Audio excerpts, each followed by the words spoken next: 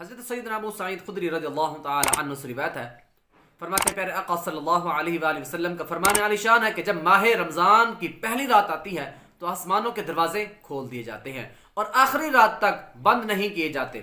اور پیارے آقا صلی اللہ علیہ وسلم نے ارشاد فرمایا کہ جو کوئی بندہ اس ماہ رمضان المبارک کی کسی بھی رات میں نماز پڑھتا ہے، سجدہ کرتا ہے، تو اللہ عز و جل اس کے ہر سجدے کے عوض، اس کے ہر سجدے کے بدلے میں اس کے لیے 1500 نیکیاں بھی لکھتا ہے اور اس کے لیے جنت میں سرخ یاقوت کا گھر بھی بناتا ہے۔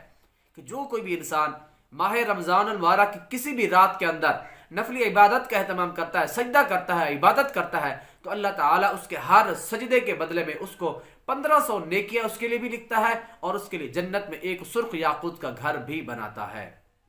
اور آگے فرمایا، پس جو شخص ماہ رمضان المبارک کا پہلا روزہ رکھتا ہے تو اس کے سابقہ گناہ معاف کر دیے جاتے ہیں اور اس کے لیے صبح سے شام تک 70,000 فرشتے دعائے مغفرت بھی کرتے رہتے ہیں۔ تو دیکھیں ماہ رمضان مبارک کے پہلے روزے کی کتنی برکتیں ہیں، یہ تو پہلے روزے کی اتنی برکتیں ہیں، تو پورا مہینہ اگر روزے رکھیں تو کتنے اللہ پاک اپنے رحمتوں کا نزول فرمائے گا۔ اور پیارے آقا صلی اللہ علیہ وآلہ وسلم نے ارشاد فرمایا، ماہ رمضان مبارک کے اندر دن اور رات میں جب بھی انسان سجدہ کرتا ہے تو اس کے ہر سجدے کے بدلے میں جنت میں اس کو ایک ایسا درخت عطا کیا جاتا ہے کہ 500 سال تک گھوڑے پر سوار انسان گھوڑے دوڑاتا رہے تو پھر بھی وہ سایہ ختم نہیں ہوگا۔ تو پورے ماہ رمضان مبارک کے اندر اگر اللہ پاک عبادت کریں، زیادہ سے زیادہ نفل عبادت کا اہتمام کریں، تو اللہ پاک ہمیں اپنی رحمتوں سے کتنا مالا مال فرمائے گا۔ تو یہ رحمتوں، برکتوں و عظمتوں والا مہینہ آ رہا ہے، تو زیادہ سے زیادہ جتنا ہو سکے اس کی رحمتیں اور